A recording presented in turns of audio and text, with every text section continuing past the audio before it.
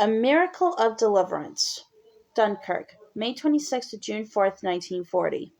In context. Focus. Troop evacuation. Before. September 4th, 1939, the British Expeditionary Force begins to arrive in northern France. May 10th, 1940. The Battle of France begins as German troops invade France and the Low Countries. Please excuse me. May 20th that same year, German forces begin an offensive southward from the Somme. June 22, 1940, France surrenders. June 6, 1944, Allied forces return to continental Europe in the D-Day landings. Between May 26 and June 4, 1940, more than 340,000 Allied troops were evacuated from the beaches of Dunkirk, France. This hugely successful operation had consequences for both Britain's ability to continue to prosecute the war and, perhaps more importantly, for British morale. Churchill would later describe Dunkirk as a miracle of deliverance, quote unquote. By May 24th, the devastating success of the German invasion had bottled up over 400,000 men in a pocket around the port of Dunkirk, but the halt ordered by Hitler gave the Allies 2 vital days to strengthen the defenses around the town and prepare an evacuation plan. Led by Vice Admiral Bertrand Ramsay, Operation Dynamo expected to evacuate 45,000 men at best before the Germans crushed the pocket. Churchill was even less optimistic, later writing that, "I thought that perhaps 20,000 or 30,000 men might be re-embarked. The whole root and core and brain of the British army seemed about to perish upon the field or to be led into ignominious and starving captivity."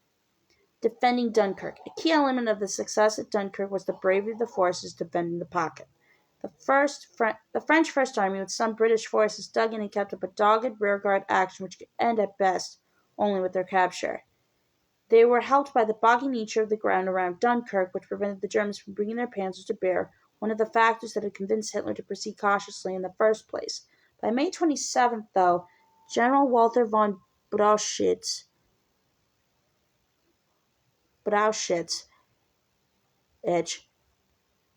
the German commander-in-chief, had persuaded Hitler to allow the advance to proceed. However, Hitler decided that the tanks should conserve what he believed to be more important battles and had them redirected to join the forces massing along the Somme-Aisne line for the imminent offensive against the French. Now came the first of a series of lucky breaks that were widely interpreted in British Britain as miracles. Hitler had assumed, not without reason, that his Luftwaffe would accomplish more easily than his panzers the destruction of the pocket, but on May 28th, a colossal storm broke over Flanders, routing the German plains. Under cover of the poor visibility and rain, thousands more British soldiers moved up to the coast without being strafed.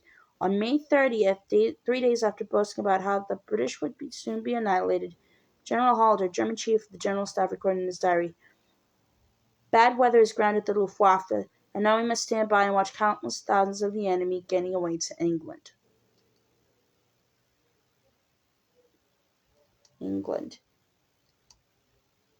Dunkirk should be regarded as a series of crises. Each crisis was solved, only to be replaced by another by Walter Lord, The Miracle of Dunkirk, published in 1982.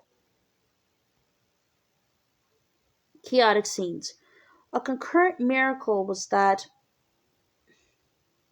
even as the storm was raging, an unnatural calm settled in the English Channel, facilitating the passage of British ships. This is a reminder.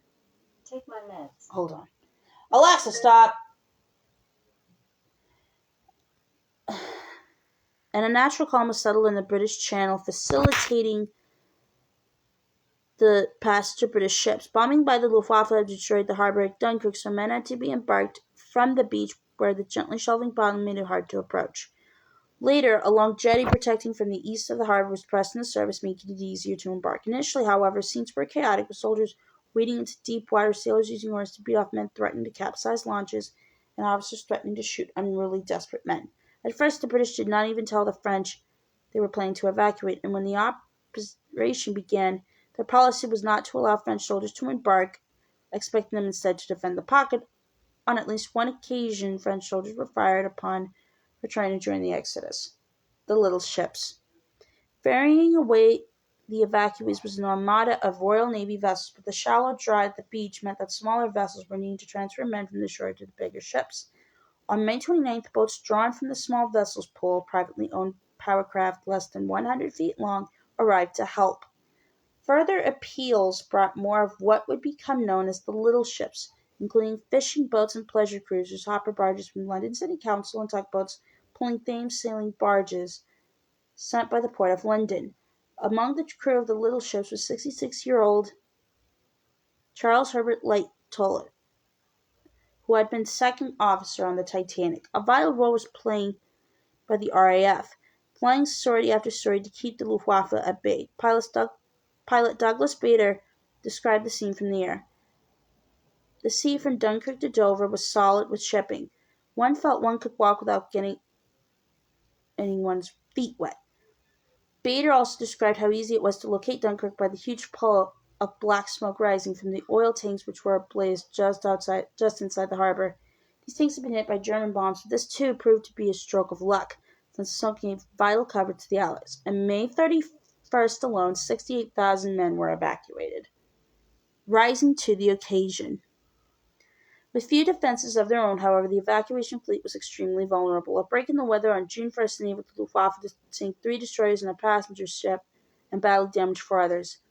Vice Admiral Ramsay banned daylight sailings, but evacuations continued by night. The last British warship was withdrawn on June 2nd, and the remaining troops of the BEF were evacuated by ferry.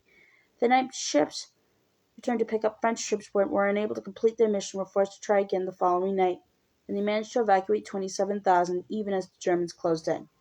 On June 4th, Churchill told the House of Commons how 335,000 men had been carried out of the jaws of death. In fact, around 25,000 non-combatant British personnel had already been evacuated before Operation Dynamo, and the official count for Dynamo is usually given as 340,000.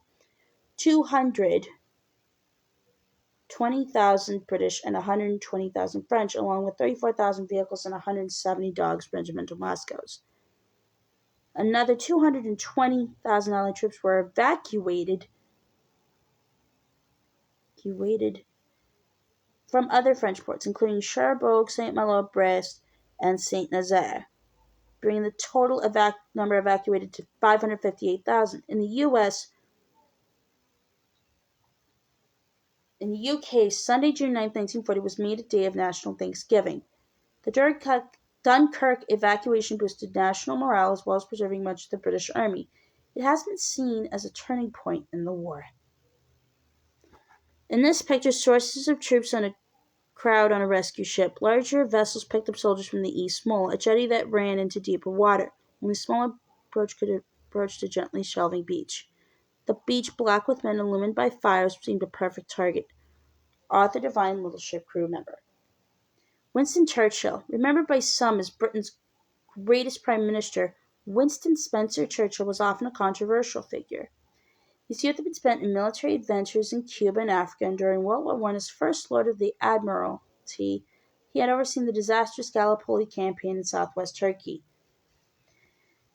As a politician, he had changed party more than once and held most of the major offices of state. He had a high opinion of his own expertise and instincts in military matters, combining fascination with technological advances with genuine concern for the well-being of frontline troops. In the 30s, he had been in the political wilderness, but his long support for rearmament and opposition to appeasement made him a natural choice when Chamberlain's government fell. On May 10, 1940, the very day the Germans launched their offensive on Belgium, France, and the Netherlands, he took over as prime minister, recalling that I felt as if I were walking with destiny and that all my past had been but a preparation for this hour and for this trial.